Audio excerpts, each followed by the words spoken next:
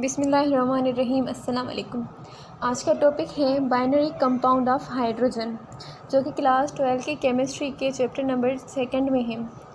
इस टॉपिक में हमने समझना है कि बाइनरी कंपाउंड किसे कहते हैं और बाइनरी कंपाउंड ऑफ हाइड्रोजन का क्या रिलेशनशिप है। सबसे पहले ये समझना होगा कि व्हाट इज़ बाइनरी कंपाउंड। अभी फ़िलहाल के लिए हाइड्रोजन को हटा देते हैं, सिर्फ ये समझते हैं कि जस्ट बाइनरी कंपाउंड किसे कहते हैं, ओनली बाइनरी कंपाउंड।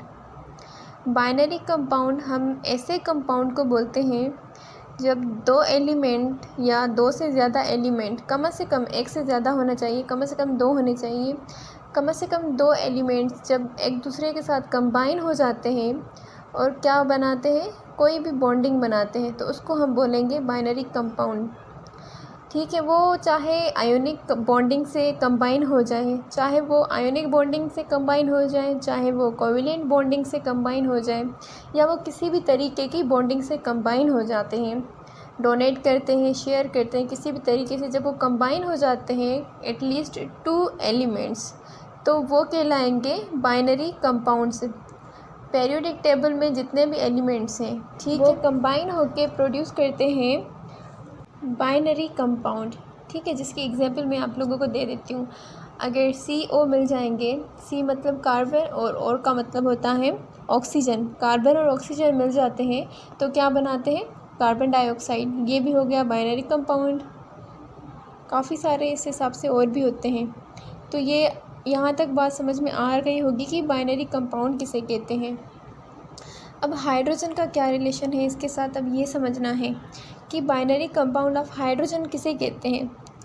यहाँ पर साइड पे लिखा हुआ होता है हाइड्राइड, इसको भी समझना है। पहले ये समझ लेते हैं कि हाइड्रोजन का क्या रिलेशन होता है बाइनरी कंपाउंड के साथ।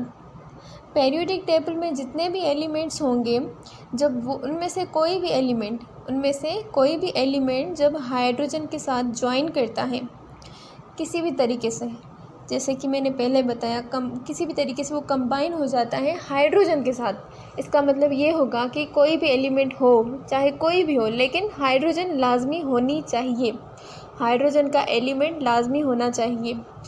जब हाइड्रोजन के एलिमेंट के साथ कोई भी पीरियोडिक टेबल में से कोई भी एलिमेंट उठा लिया जाए, जब वो कंबाइन हो जाएगा तो उसको हम बोलते हैं बाइनरी कंपाउंड ऑफ हाइड्रोजन, जिसको बोलते हैं हाइड्राइड्स।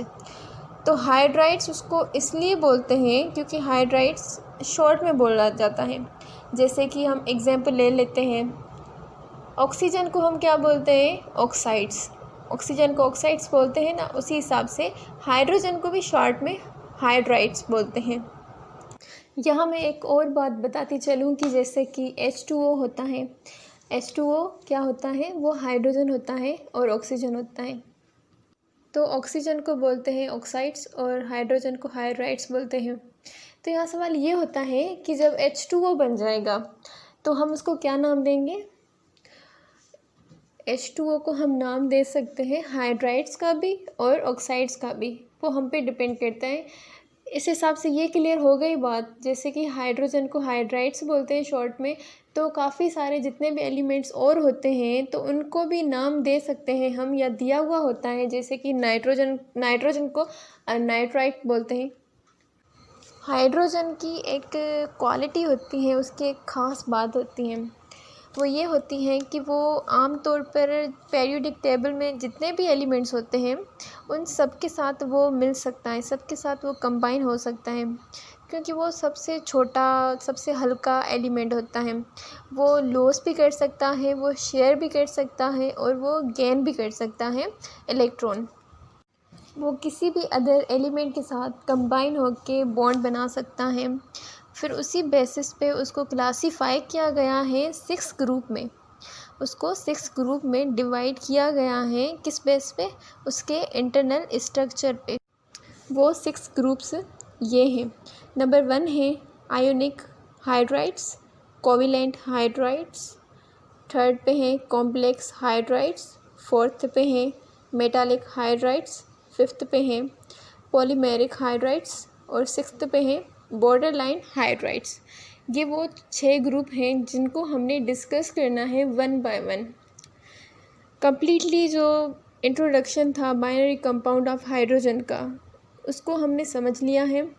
अब क्लासिफिकेशन 6 ग्रुप में जो हुई है तो उसको 1 बाय 1 हमने समझना है। डेफिनेशन भी हम समझ चुके हैं। अब इसकी क्लासिफिकेशन करते हैं, जो कि नंबर 1 की से हमें स्टार्ट करेंगे, वो इस वीडियो में ही होगी। Ionic hydrides. ठीक है, यहाँ से हम स्टार्ट करते हैं। आयोनिक नेम से ही हमें समझ में आ रहा होगा, थोड़ा आइडिया मिल गया होगा कि इसमें क्या होगा। इसमें ये होता है, जैसे कि आपको पता होगा कि आयोनिक का क्या काम होता है, वो कौन से कंपाउंड बनाता है। आयोनिक का काम ये होता है कि वो अपने इलेक्ट्रॉन्स ट्रांसफ़र करता है। डोनेट करेगा या शेयर करेगा, कुछ भी करेगा, अपने इलेक्ट्रॉन्स ट्रांसफ़र करेगा। जैसे कि कोई भी, समझ लीजिए कोई भी एलिमेंट जब अपने इलेक्ट्रॉन ट्रांसफ़र करता है, वो अपने इलेक्ट्रॉन किसी और को देगा, तो उसको हम बोलेंगे आयोनिक। ठीक है, लेकिन इस केस में ये होता है कि आयोनिक बॉन्ड बनाने वाले, मतलब जो एलिमेंट्स होंगे, वो जो आयोनिक बॉन्ड बनता है वो किसी भी एलिमेंट के साथ नहीं बनेगा। इस आयोनिक हाइड्राइड्स में सिर्फ 2 ग्रुप्स के साथ बनेगा। वो 2 ग्रुप्स होते हैं, ग्रुप 1A और ग्रुप 2A।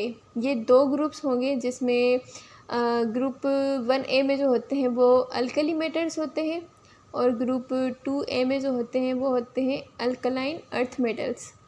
ये 2 ग्रुप होंगे जिसको एस ब्लॉक बोलते हैं। जो हाइड्रोजन के नीचे होता है वो ग्रुप 1A होता है, और उसके पास ही होता है ग्रुप 2A। तो इन ग्रुप्स के साथ ये जो मेटल्स होते हैं ना, इस मतलब इस टॉपिक में आयोनिक हाइड्राइड्स में मेटल्स ट्रांसफ़र करते हैं अपने इलेक्ट्रॉन्स। किसको करेंगे ट्रांसफ़र? करेंगे हाइड्रोजन को ट्रांसफ़र।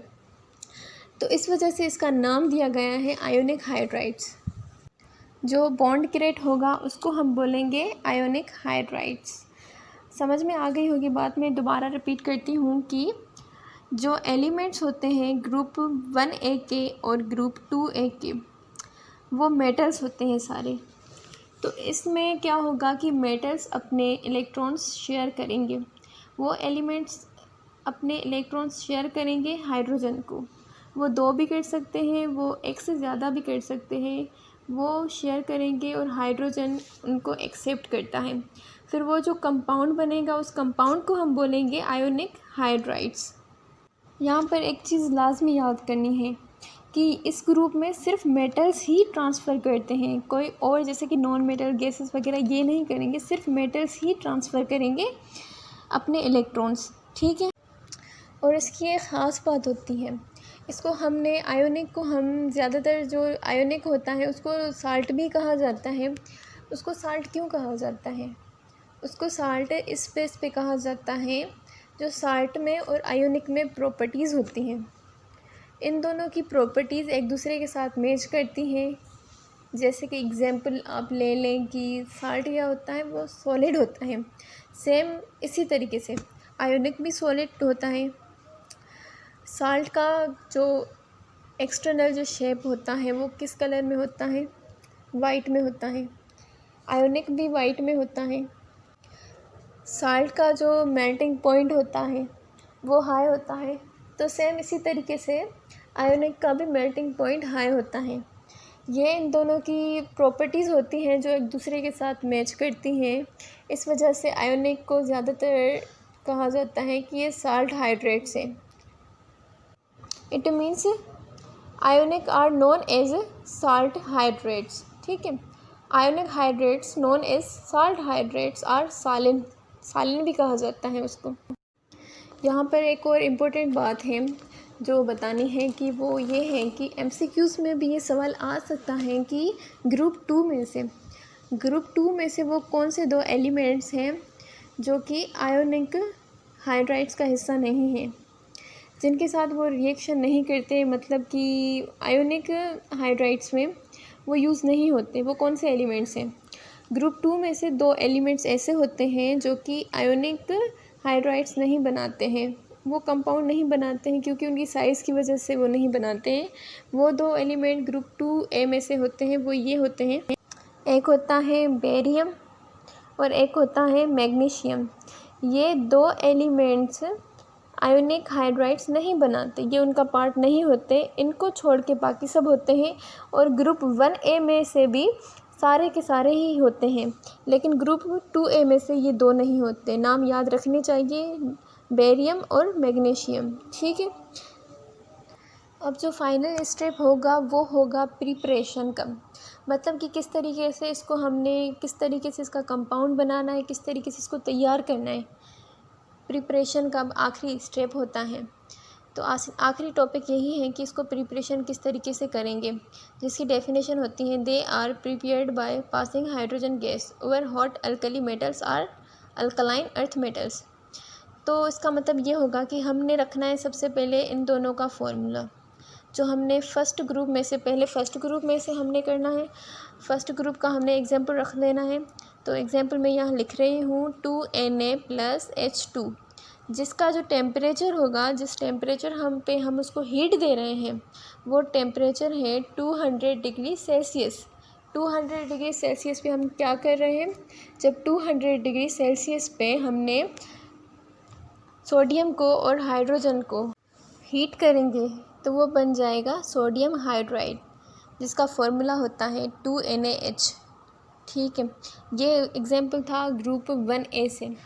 अब ग्रुप 2 में से हमने उठाना है कैल्शियम को। कैल्शियम को हमने एग्जाम्पल बना के यहाँ पर आपको दिखाना है कि जब कैल्शियम को यानी Ca को प्लस H2, इनको हमने हीट करना है 200 डिग्री सेल्सियस पे, तो ये बन जाएगा कैल्शियम हाइड्रेट, जिसका फॉर्मूला होता है CaH2। हमने जो टेम्परेचर रखा था वो रखा था हमने 2 डिग्री सेल्सियस।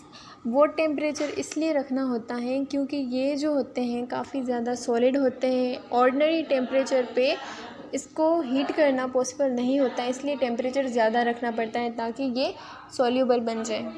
इनकी जो प्रॉपर्टीज़ होती हैं, ये एक गुड कंडक्टर होते हैं इलेक्ट्रिसिटी के। आई होप कि आप लोगों को समझ में आ गया होगा। ये सिर्फ फर्स्ट जो क्लासिफिकेशन का फर्स्ट पार्ट था आयोनिक हाइड्राइड्स, जिसको हमने डिटेल में डिस्कस किया।